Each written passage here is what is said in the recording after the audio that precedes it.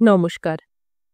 The story teller চ্যানেলে আজকের গল্প মানিক বন্দ্যোপাধ্যায় রচিত নিরুদ্দেশ। গল্প পাঠে আমি অনিন্দিতা। মঞ্জু বাপের বাড়ি যায় না প্রায় ৩ বছর। অপমানে অভিমানে যায় না। বছর ৩ আগে ৩টি ছেলে মেয়ে নিয়ে মাসখানেক বাপের বাড়ি থাকতে গিয়েছিল। তার বাবা যোগেশ তাদের জন্য কিছু খরচ চেয়েছিল জামাই বিনয়ের কাছে। বড়ই আহত এবং অপমানিত বোধ করেছিল মঞ্জু। দিনকাল বড়ই খারাপ, কিন্তু অবস্থা তো নেহাত খারাপ নয় তার বাপের। যোগেশ নিজে মোটা বেতনের চাকরি করে। মঞ্জুর বড় ভাই অনিলও ভালো চাকরি পেয়েছে। আগের মতো না হলেও মোটামুটি সুখে স্বাচ্ছন্দ্যেই তাদের দিন কাটে। মেয়ে বছরে ১টা কি ১.৫টা মাস থাকতে এলে তার কাছে খরচ চাওয়া। মুখে কিছুই বলেনি মঞ্জু, ঝগড়াঝাঁটি করেনি। করলে বোধহয় তার অপমান অভিমানের জেরটা ৩ বছর গড়াত না। বিনয়কে সে বলেছিল, তুমি কাল পরশুই ফিরে যাও, গিয়ে ১০০ টাকা বাবাকে পাঠিয়ে দিও। দিন ১০ পরে এসে আমাদের নিয়ে যাবে।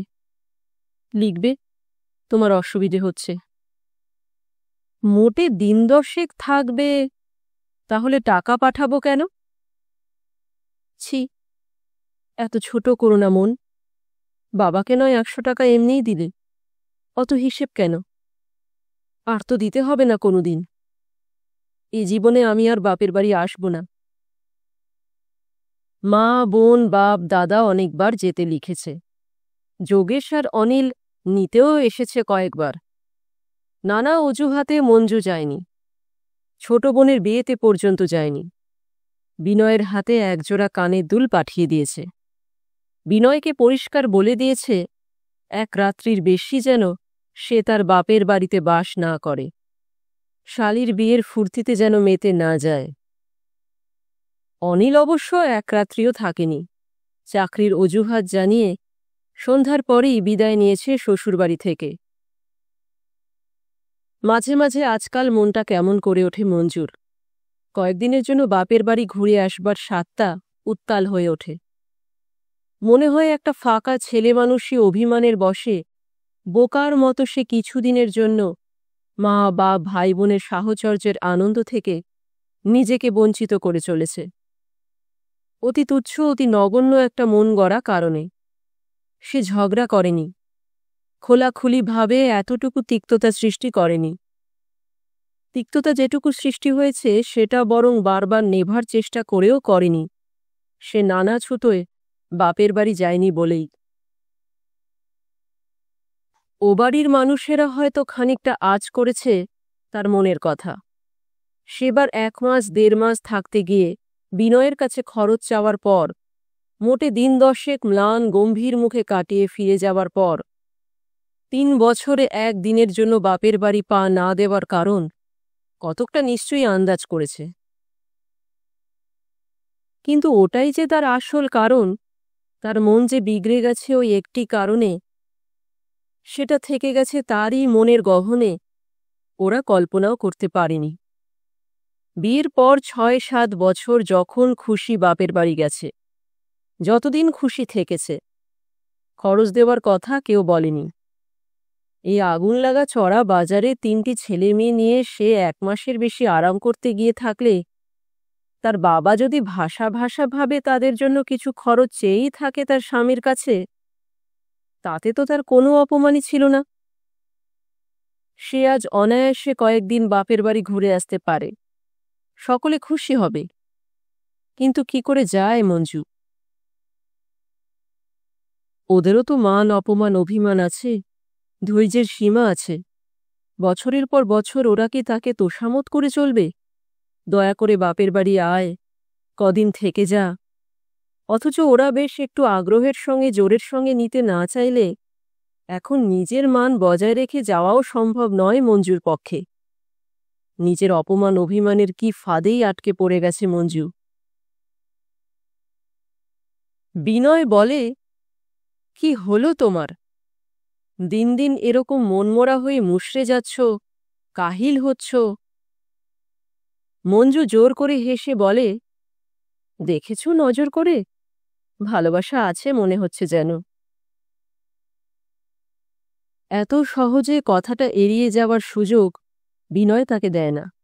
বলে, কাহিল নয় খানিকটা হলে, সেটা বুঝতে পারি।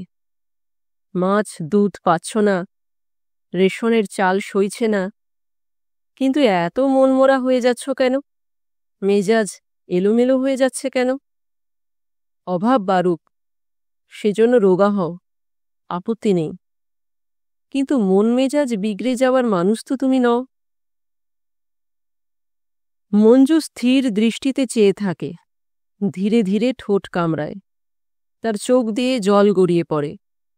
বিনয় বলে, ব্যাপার গুরুতর। সেটা ধরেছি ঠিক, ব্যাপার কি তাও যেন বুঝতে পারছি মনে হচ্ছে। মঞ্জু সেলাই করা রঙিন শাড়ির আঁচল দিয়ে চোখ মুছে মাথা নাড়ে। এটা বুঝতে পারবে না কিছুতেই। বিনয় একটা বিড়ি ধরিয়ে বলে, যদি পেরে থাকি। বলবো তোমার কি হয়েছে? বাপের বাড়ি যাবার জন্য মন কেমন করছে, খারাপ লাগছে। মঞ্জু একেবারে বনে যায়। তুমি কি ম্যাজিক জানো? আগে না, এটা বোঝা মোটেই কঠিন নয়। ঝঞ্ঝাট ঝামেলা এসবেরও তো রীতিনীতি আছে, বেশি দিন চললে ওসব পুরনো হয়ে যায়।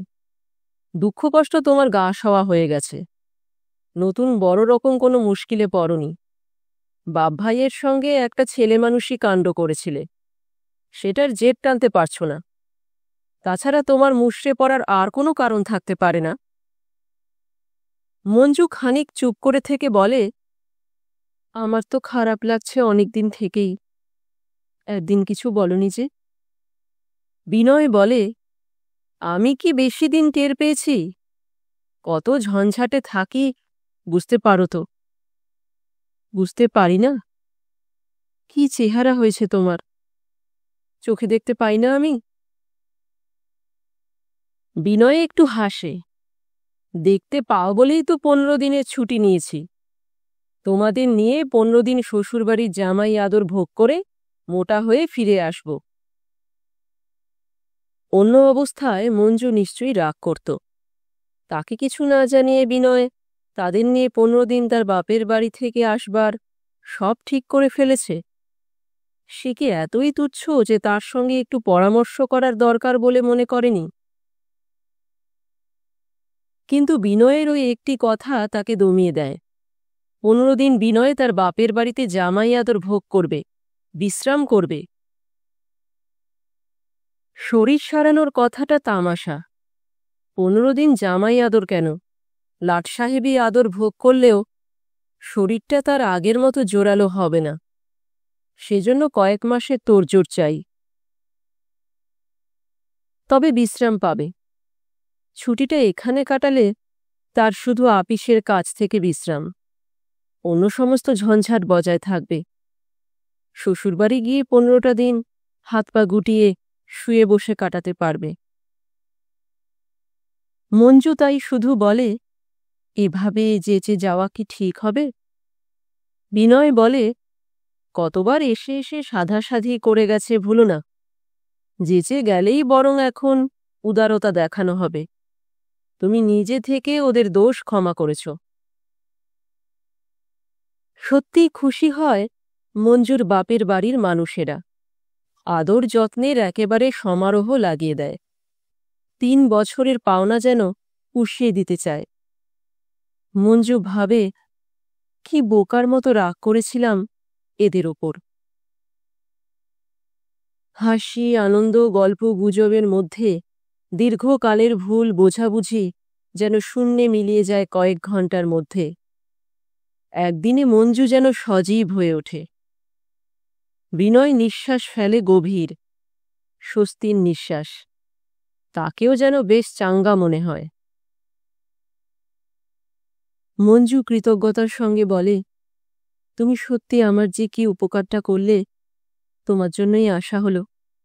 নইলে বাকি জীবনটা হয়তো মিথ্যে রাগ নিয়ে মিছিমিছি জ্বলে পুড়ে কাটত।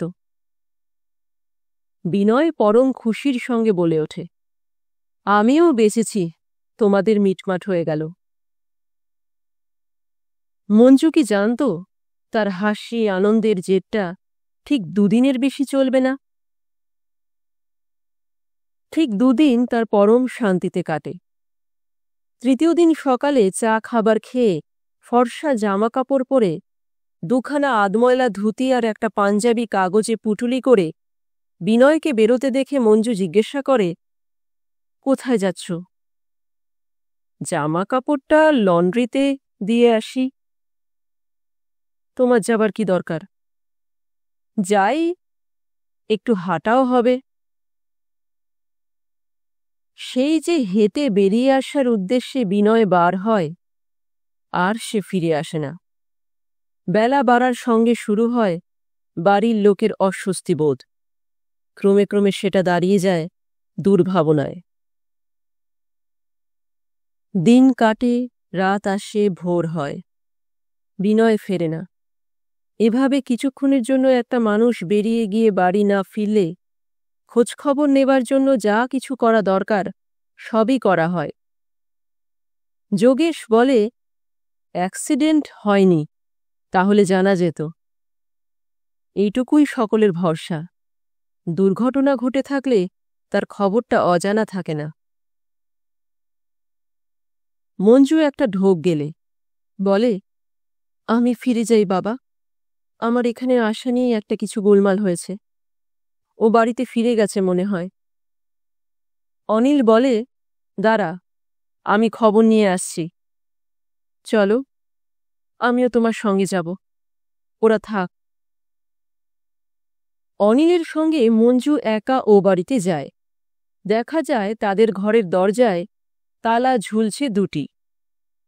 অন্য ঘরের ভাড়াটেদের কাছে খবর পাওয়া যায় বিনয় আগের দিন সকালে ঘণ্টা দুয়েকের জন্য এসেছিল।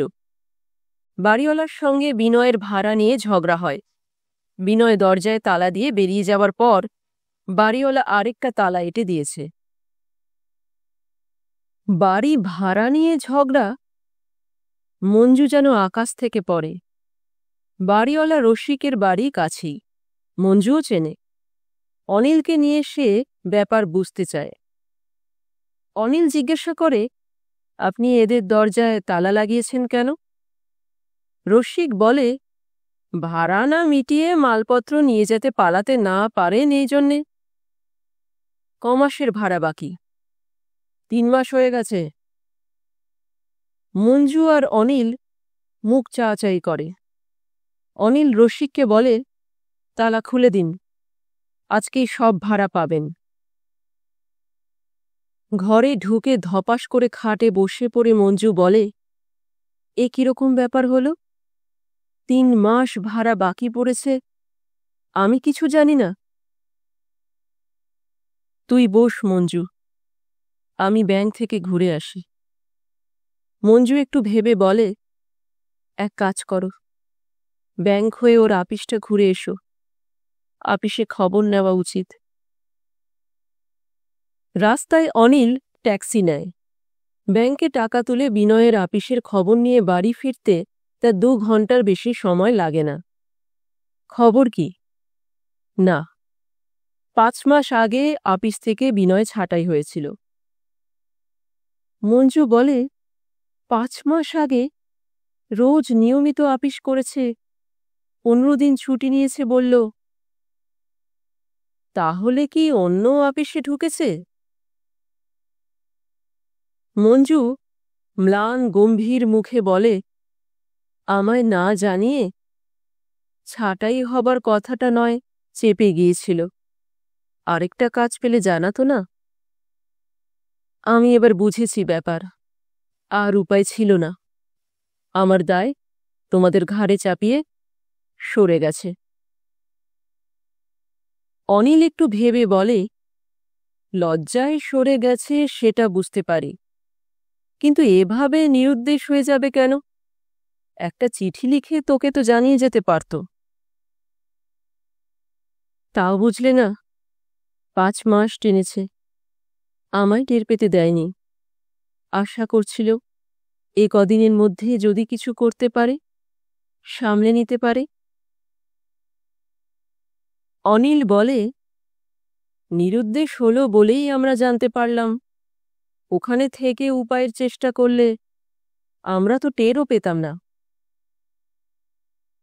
মঞ্জু বিষণ্ণ মুখে একটু হাসে। সেরকম মানুষ কিনা এ অবস্থায় শ্বশুরবাড়ির অন্ন ধ্বংস করবে? তাহলে আগে গিয়ে সাহায্যের জন্য হাত পাতত।